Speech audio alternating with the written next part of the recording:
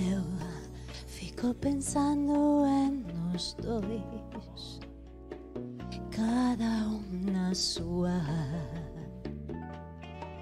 perdidos na cidade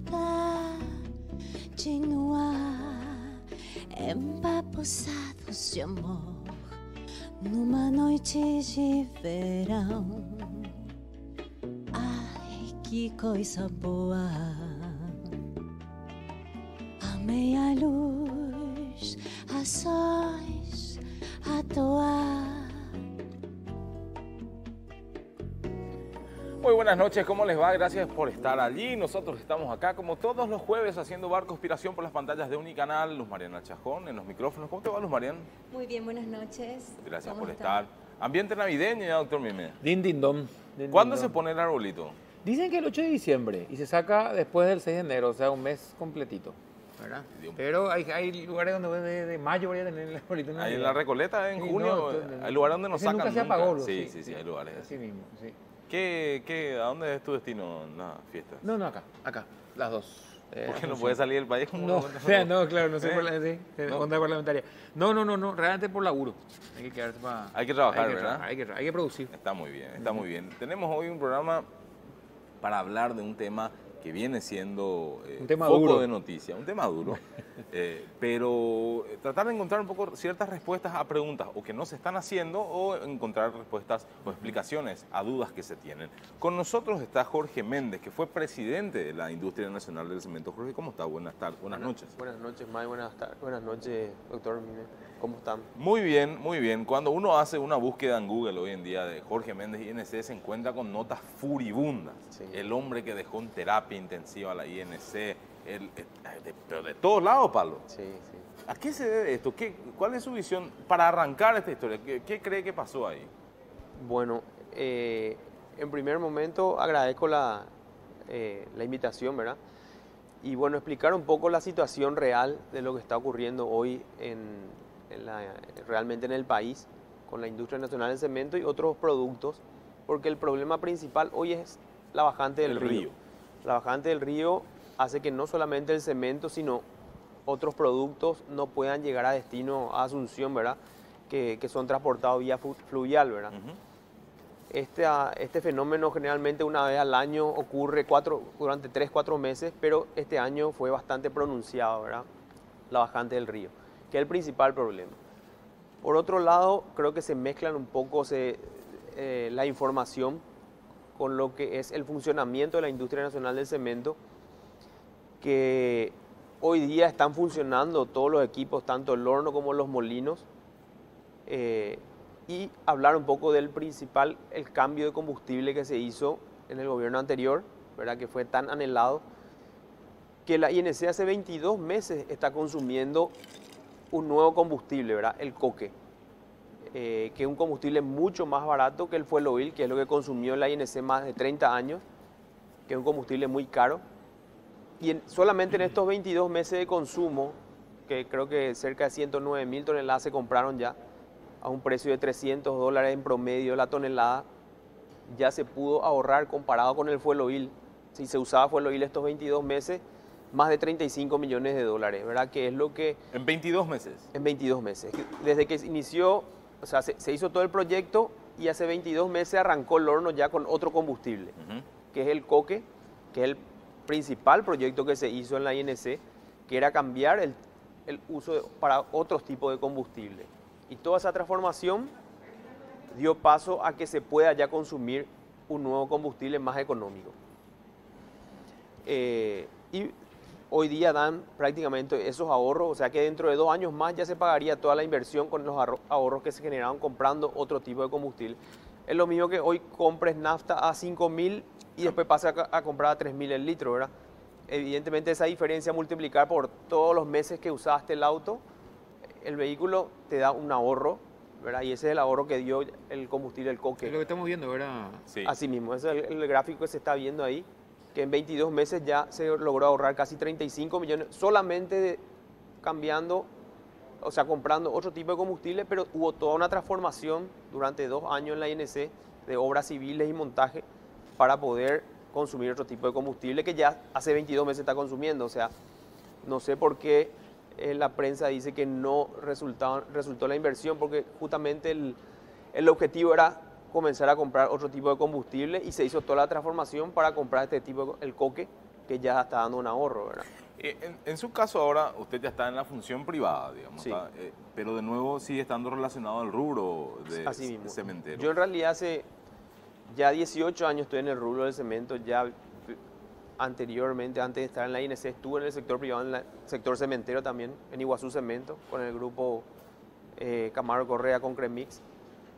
Estuve 12 años, ahí pasé a la INC y volví otra vez al sector privado, en el mismo rubro que siempre supe, ¿verdad? Que era solo lo que siempre hice en mi vida, fue cemento, ¿verdad? Pero ahora está trabajando en el proyecto que implica una inversión del grupo Cartes. Ahora, la pregunta que le quiero hacer Sí, es, mismo. esta serie de críticas y de publicaciones que vienen con respecto a su gestión y a la situación de INC, ¿usted la entiende que van directamente apuntadas a usted o quizás tengan más relación con que hoy en día trabaja para una empresa del señor Cartes? Y yo creo que va relacionado porque estamos trabajando en el grupo Cartes, ¿verdad? Y buscan desprestigiar tanto a mi persona como al grupo empresarial, ¿verdad? Y a la figura del expresidente, ¿verdad? Claro, o sea, yo veo por ese lado porque no existe motivo, porque como les comenté, el principal proyecto de cambio de combustible está funcionando hace 22 meses, solamente consume coque. Y hoy el problema es la bajante del río, por eso que está produciendo menos y desinforman, ¿verdad? Desinforman porque dicen que está produciendo menos porque no anduvo el proyecto. ¿Qué callo pisaste ahí? Y no sé, ya, eso ya... O sea, salvo que ¿Pudiste usted... haber pisado algún callo de alguno de los muchachos? Porque la forma en que te pegan Es que anteriormente el negocio por del el tema del Fueloil Fueloil. era muy grande, era manejado por ciertos sectores y bueno, se rompió ese esquema y hoy la INC ya no está comprando un combustible muy caro donde da Y ganancias aprovechando el boom grandes de la construcción también, ¿verdad? Que requiere cada vez más. y reducimos 3 veces el producto del cemento. Durante el gobierno de Horacio Cartes se redujeron 3 veces El precio. en vez de subir los precios nosotros habíamos bajado. Que colaboró eso para el boom también de todas las Así construcciones. mismo, y bueno, y hoy la INC está consumiendo ya otro combustible.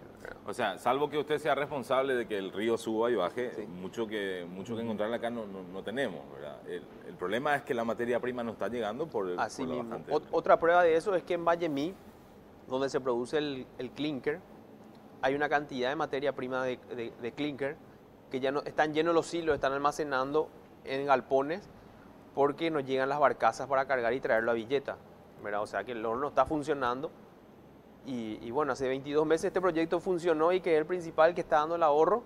Imagínense si está consumiendo Fueloil, ya iba a estar gastando 35 millones de dólares más. O sea, la INC venía de años consecutivos de pérdida, ¿verdad?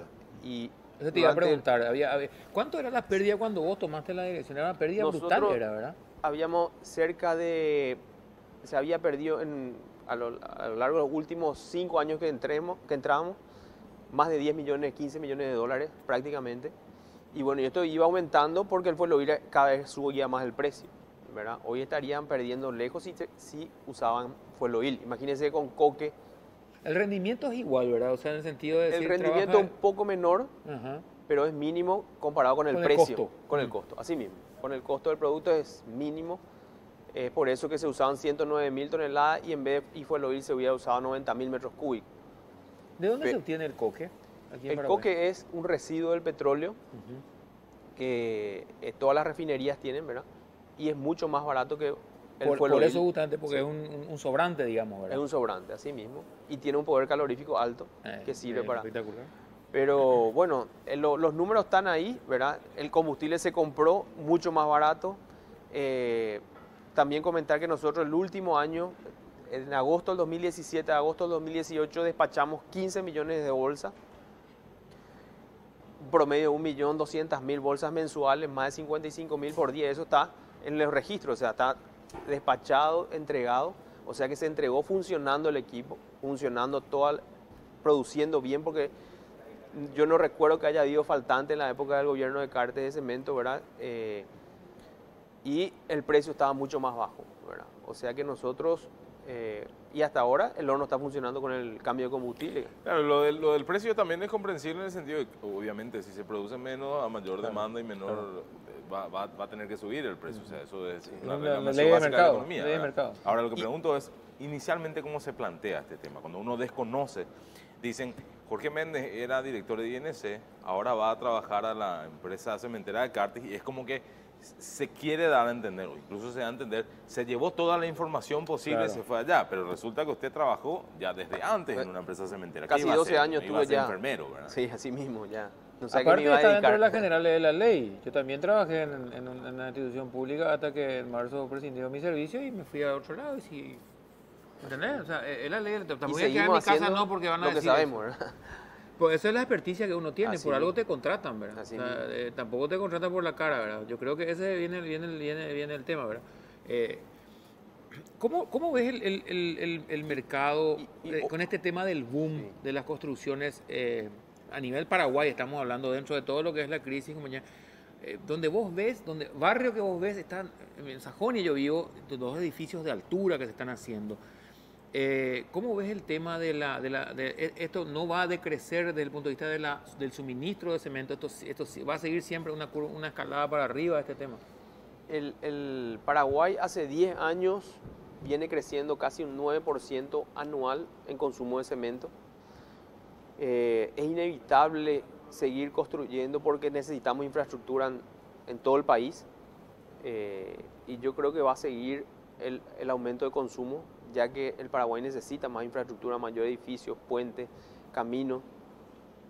Y es un producto nacional. Y si con la ley nueva de rutas de cemento, Eso te iba a preguntar. de pavimento rígido, todas las divisas quedan en el país. Ya con el asfalto ustedes saben que las divisas van afuera. Y bueno, yo creo que se va a seguir consumiendo cemento acá en Paraguay y siguiendo, va a seguir aumentando. ¿Cómo es el tema de la ley? ¿Tiene un tiempo en que tengamos que reconvertir o todas las rutas que se construyen ahora más? ¿Cómo es el tema del La ley cemento? va aumentando gradualmente las nuevas obras que licita el Ministerio de Obras Públicas.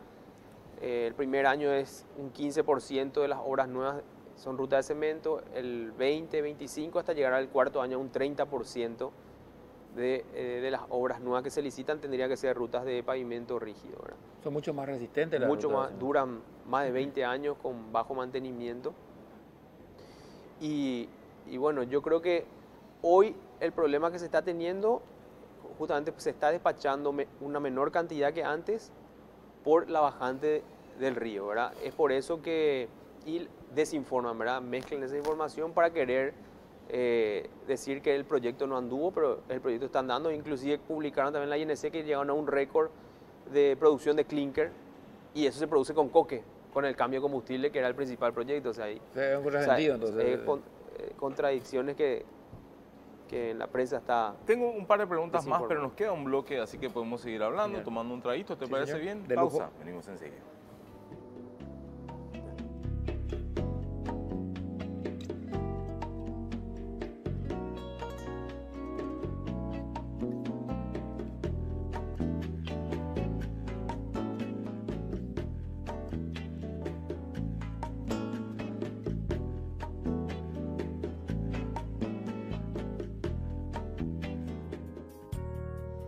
De encontrar de qualquer jeito pra sentar e conversar. Depois de andar de encontro ao vento, eu preciso respirar o mesmo ar que te rodeia. Y na pele eu quero ter. Quiero seguir cantando. Va a tirar toda la Me noche. encanta. Nosotros Es tenemos- imposible soltar ese tema. Todo en portugués, Es hoy qué hermoso. linda la selección de... ¿A vos te gusta el portugués? Me encanta, me encanta. El tercer bloque espero que sea en portugués también, así que... Así va a ser. Bueno, excelente. Muy bien, estamos haciendo Barco Inspiración por las pantallas de Unicanal. Hoy está con nosotros Jorge Méndez, fue presidente del INC y ahora estamos hablando de críticas, idas, vueltas, posiciones sobre el INC. Quiero hacer dos preguntas. La primera, el tema ambiental, que es una de las críticas. Dice que la inversión que se hizo en el INC cuando usted estaba al mando carecía o al menos no estuvo con las licencias correspondientes. ¿Cuál es la verdad detrás de eso? Nosotros habíamos comprado todos los equipos con el estándar europeo, ¿verdad?, de la FL Smith, donde tenía todos los filtros y el control era en línea. Inclusive se hizo una automatización en Vallemí. Antes, por ejemplo, el pueblo se da cuenta que funcionaba la fábrica cuando veía el humo. Sí. Y en ese hoy está funcionando y no se ve el humo arriba, ¿verdad? Se le pusieron todos filtros de última generación, control en línea, o sea, se dejó con un control muy estricto en cuanto a la polución al medio ambiente, ¿verdad? Históricamente INC ha tenido sindicatos muy fuertes que o cortan gestión, incluso sí. En su caso no fue... incluso no hubo paralización tampoco. ¿Tuvo respaldo en algún momento? Sí, hay como 12 sindicatos. Y 12.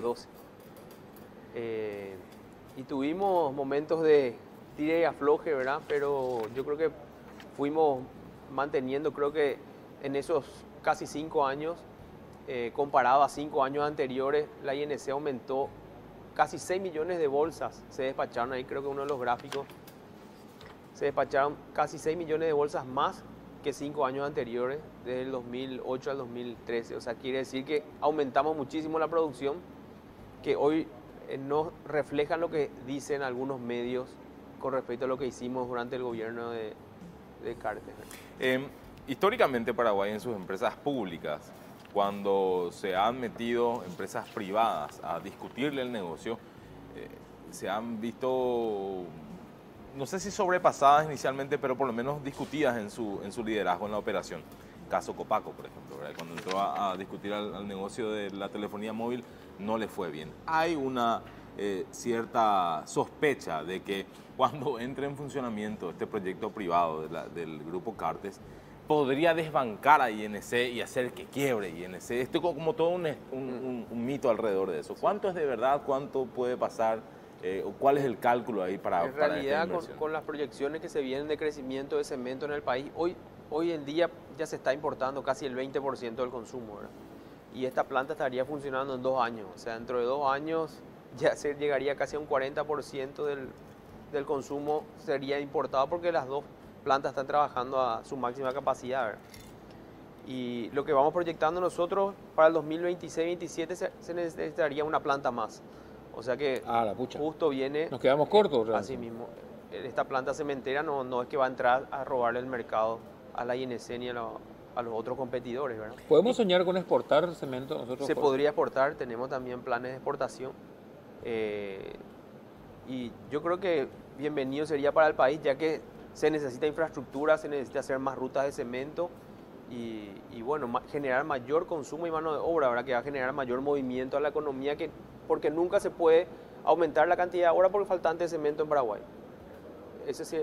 Y algo importante que decir, el consumo per cápita de Paraguay es de 170, 180 kilos per cápita. Bolivia hoy está en 424 per cápita, o sea, quiere decir que hay mucho por crecer en Paraguay.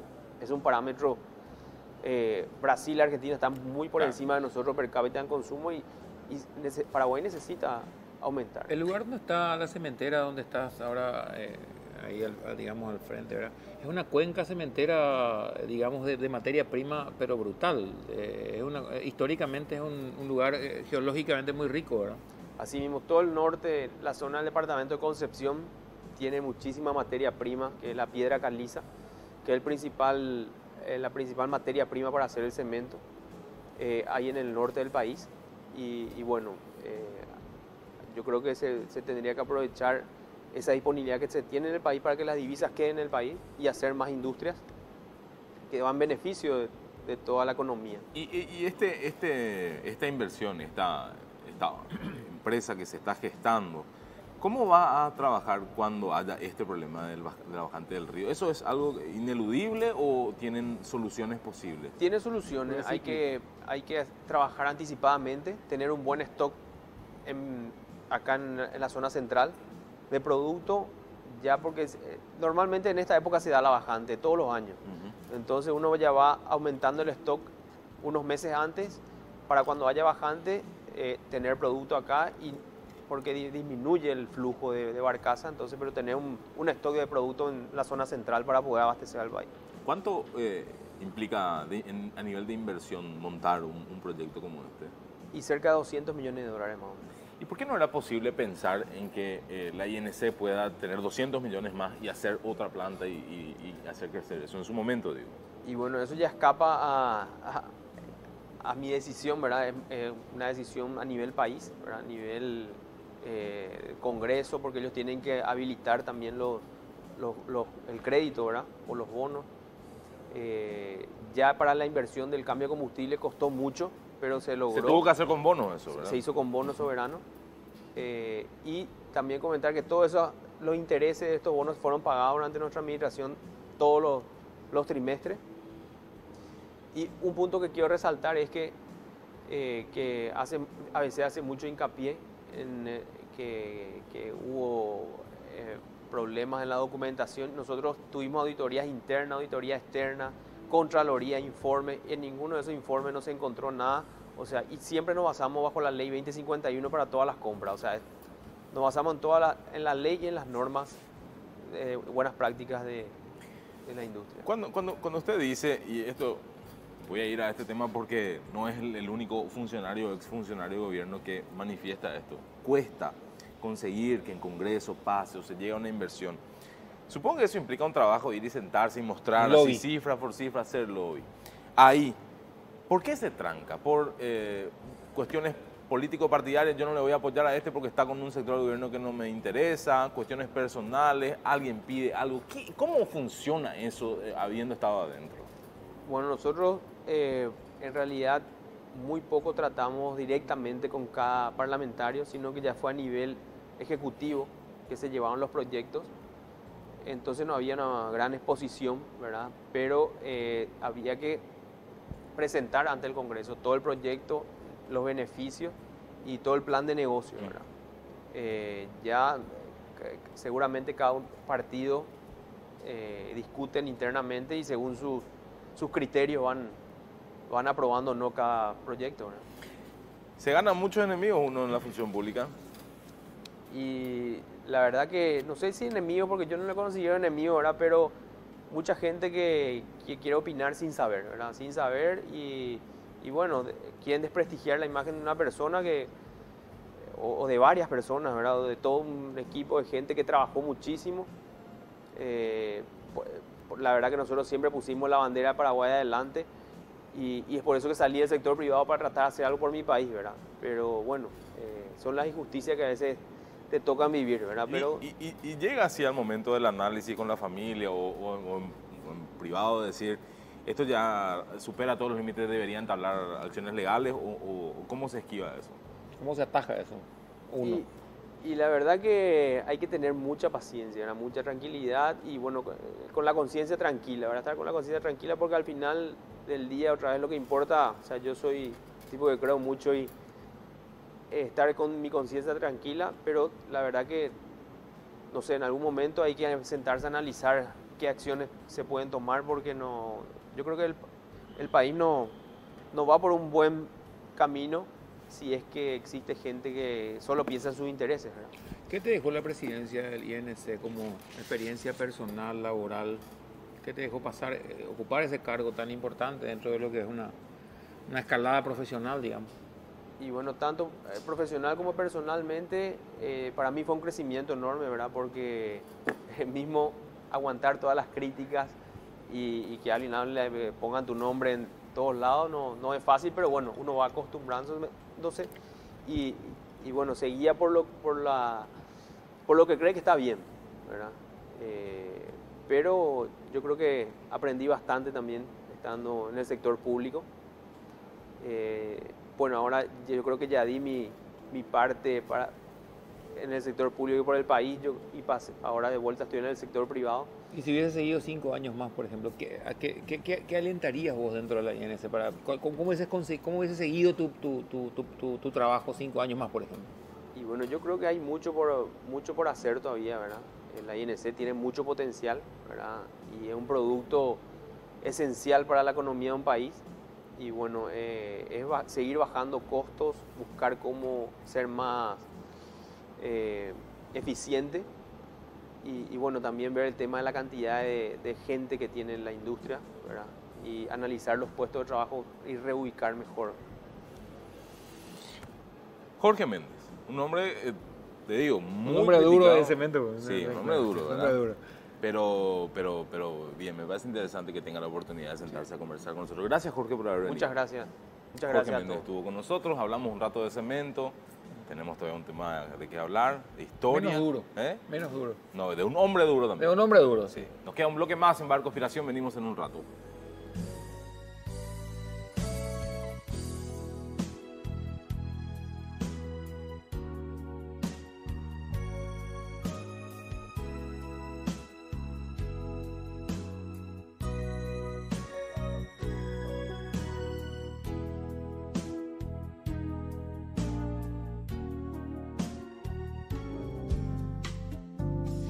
Traz pouquinho de mel pra tossar, deixa cair o seu véu sobre nós. A lua bonita do céu molha o nosso amor.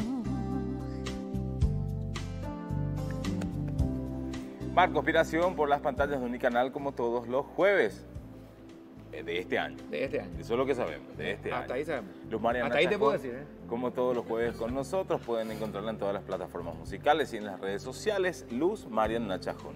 También, ¿qué vamos a tomar hoy? ¿Qué estamos tomando hoy en realidad, Nadia? Especial con la cáscara de limón y vamos a utilizar el Master para aprovechar las esencias que tiene la cáscara, que son muy diferentes a las propiedades que tiene la pulpa o el jugo. Primero que vamos a tomar Master hoy. No, te iba a preguntar si no tenés problema con el limón también. No, Porque absolutamente. Solo el pepino. Solo el pepino Solo te el causa pepino, problema. sí, solo el pepino. Y era bueno para la memoria. Era ¿no? bueno con la memoria, sí. Tengo un amigo que... No, sí. no seas así. No seas así. David Velázquez Seifegel, ¿cómo estás, señor?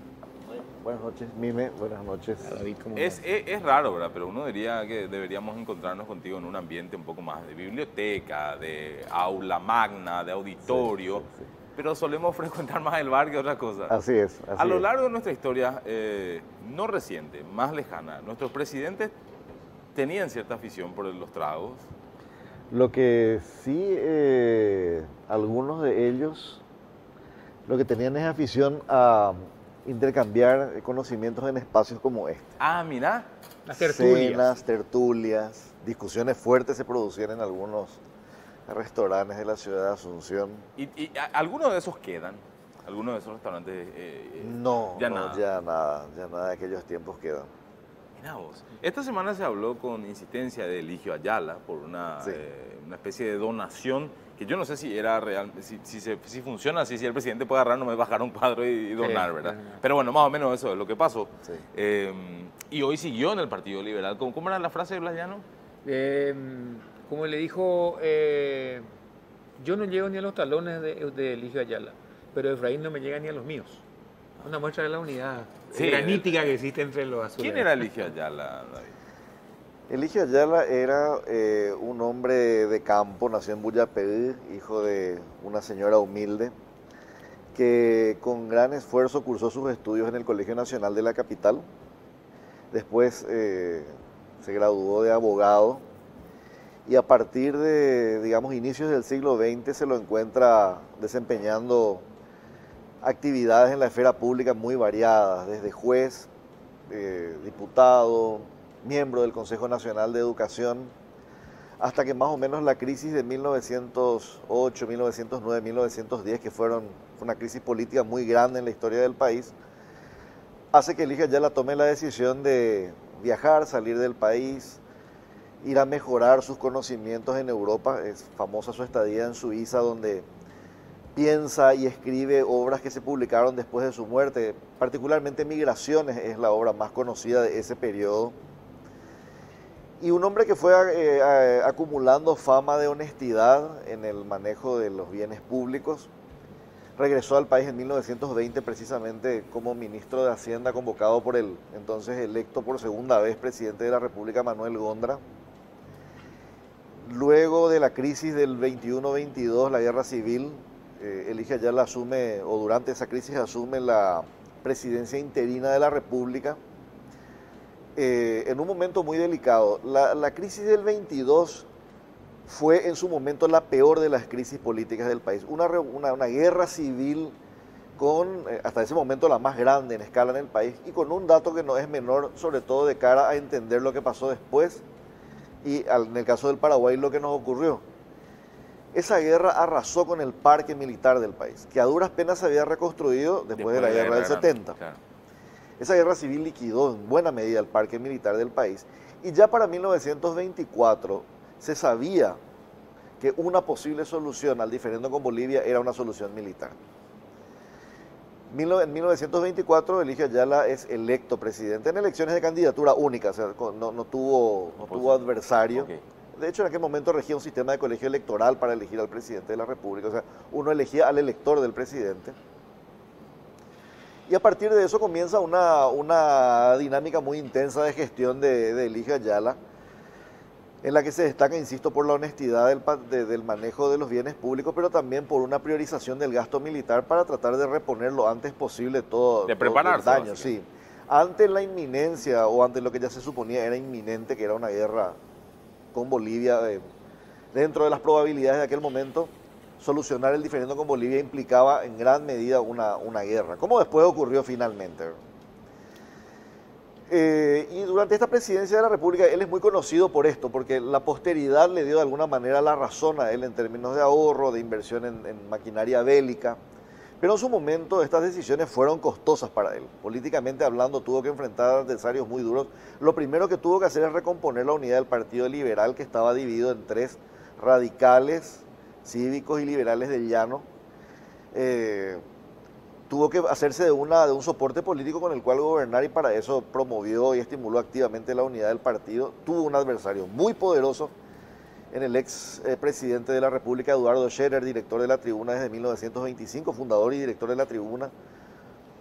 Tuvo otro adversario de peso en la figura de Teodosio González, a quien todos conocemos como autor de la obra Infortunios del Paraguay, y lo criticó duramente por la gestión a Eligio Ayala, y también obviamente a la oposición republicana.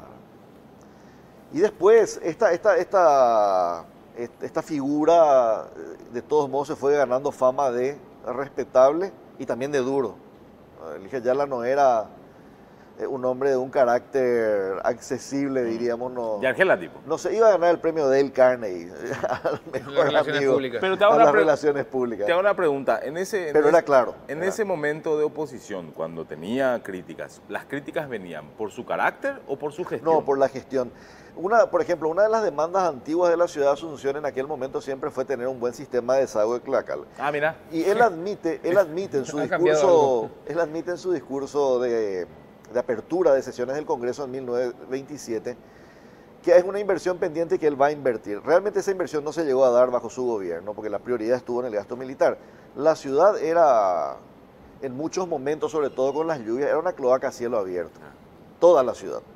Eso es cierto también. Por mucho esfuerzo que se hizo en términos de mejoramiento edilicio de la ciudad y una imagen muy, muy interesante de Asunción, la verdad es que cuando había o lluvias muy violentas o sequías muy prolongadas, la ciudad era una gran cloaca, porque no había un sistema de eliminación de los desperdicios, ¿verdad? Y bueno, tuvo que hacer ese gasto. Después, en materia de salud, comienza una cosa muy interesante bajo el gobierno de Eligio Ayala, que es el acuerdo con la Fundación Rockefeller. Y la Fundación Rockefeller hace en el Paraguay los primeros estudios y toma las primeras medidas sanitarias de combate al anquilostoma, que causaba estragos sobre todo en la niñez, principalmente en la niñez. Entonces la Fundación Rockefeller aterriza en el Paraguay hasta 1928 con sus propios fondos. A partir de ahí el gobierno se hace cargo de la atención a la gente con anquilostomiasis, y nos dejaron mucha información importante de esa época. Datos demográficos, datos de mortalidad, datos de morbilidad, datos de natalidad, incidencia del anquilostoma sobre toda la sociedad, medidas de precaución ante el anquilostoma, que es una decisión que tuvo que tomar también de hierro, en el sentido de que el sistema de salud pública era muy pequeño. De hecho no existió el Ministerio de Salud Pública hasta la presidencia de Rafael Franco, entonces existía lo que se llamaba el Departamento de Higiene y Asistencia, y unos pocos hospitales regionales, muy pocos médicos en todo el país. A fines de los 20 había 50 médicos para todo el país. Entonces son decisiones de hierro que él toma para compensar lo que era una inversión Y él era en doctor. el Estado. Él era doctor, pero en Derecho. Ah, En era Derecho, era abogado. En Derecho. Él era abogado, claro. Él, la Facultad de Economía también es de los años 30. O sea, ya había fallecido cuando después se crea la Facultad de Economía. Pero era un hombre muy bien formado en las doctrinas económicas. Y era un liberal en el sentido propio de la palabra, de política liberal, Pensamiento liberal. de pensamiento liberal, excepto en la política financiera, donde él entendía que el rol del Estado era clave en las estatista, finanzas claro. públicas, ¿no? Se habla mucho a ver, hay muchos mitos o leyendas o verdades respecto al tema de su sueldo, al tema de su austeridad, de su sobriedad. ¿Eso es cierto? Sí, de hecho no es un rasgo exclusivo de él. Muchos presidentes de aquellos años eran personas que vivían con alguna modestia, muchos de ellos, no todos, pero muchos de ellos vivían con austeridad, eran figuras muy recatadas. Uno piensa, por ejemplo, en Manuel Franco, que falleció en el ejercicio del cargo en 1919, era también un hombre que iba a pie al Palacio de Gobierno desde su residencia, así como Eligio Ayala, ¿verdad? Y que también falleció, si bien es cierto, Manuel Franco tenía una familia que le sostenía de alguna manera. Él en sí mismo era una figura muy, muy recatada, muy decorosa desde su aspecto hasta su trato. Entonces había como cierta cultura del recato y del pudor público en las grandes figuras de aquellos tiempos.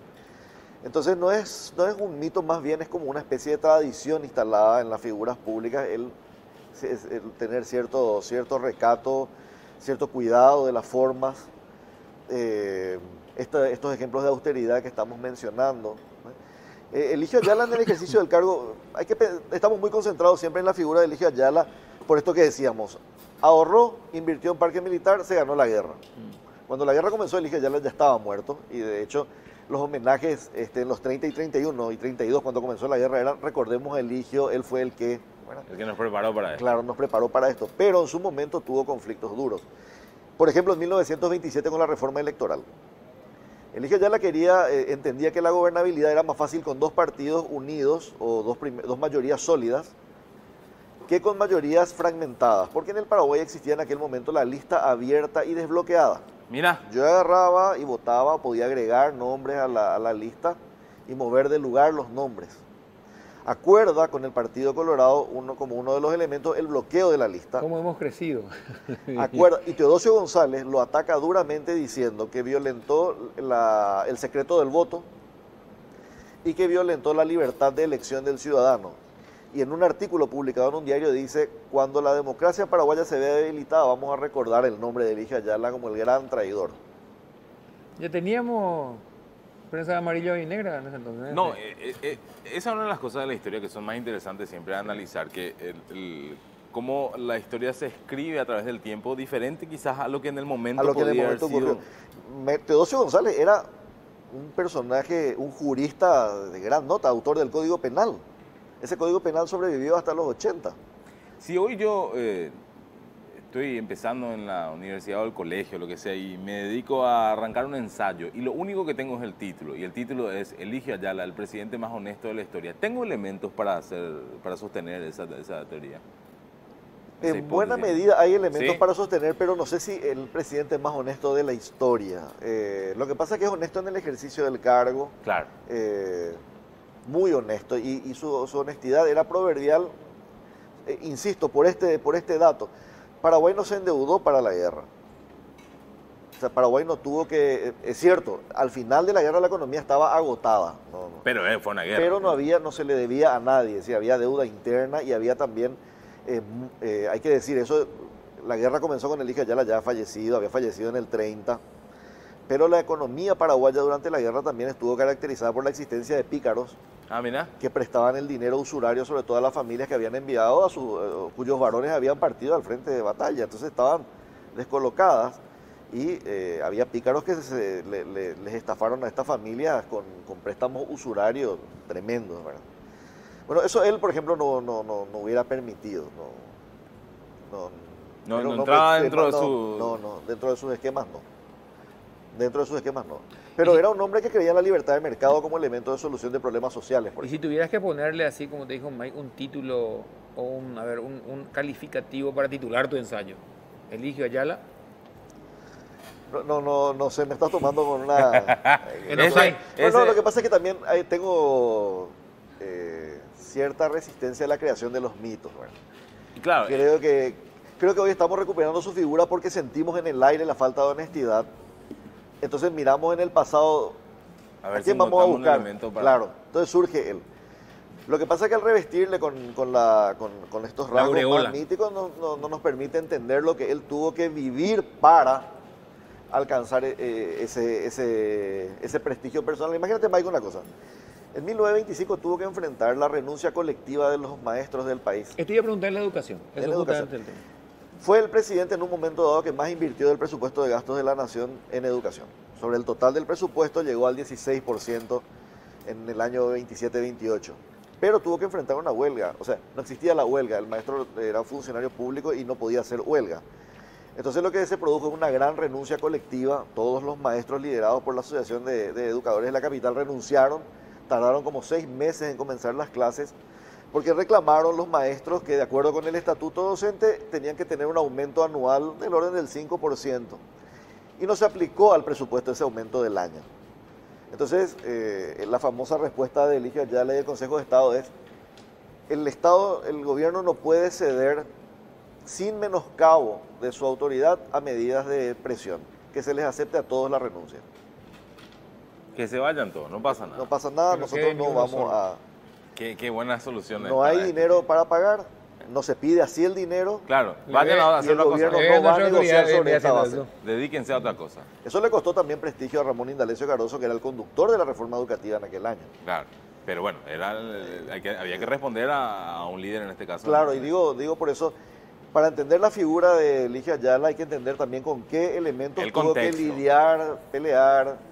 Hay un episodio, por ejemplo, poco recordado, la masacre de Puerto Pinasco en 1927. Poca gente recuerda que un movimiento obrero que se insubordina contra la explotación en las empresas tanineras es violentamente masacrado, sus líderes son deportados y no hubo nunca una búsqueda de responsabilidad política en el caso, porque fueron las fuerzas de seguridad las que reprimieron a los obreros.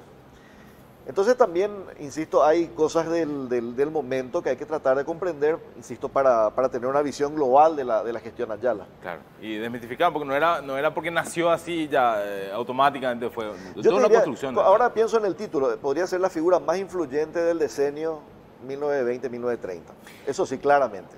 David Velázquez Seifergel estuvo con nosotros esta noche en Bar Conspiración, canales de televisión, jefe de radio y compañía. Este señor, aparte de un gran historiador, es un gran contador de historia. Deberíamos tener más presencia de este tipo y aprender como lo hicimos hoy tomando un trago. ¿Aprendiste algo? Sí, siempre, desde el colegio, mi compañero de colegio, así que Bueno, vos no aprendiste. no aprendí nada. David, gracias por estar. Gracias, Mike. Gracias, Nos Mile. reencontramos el jueves que viene. Gracias.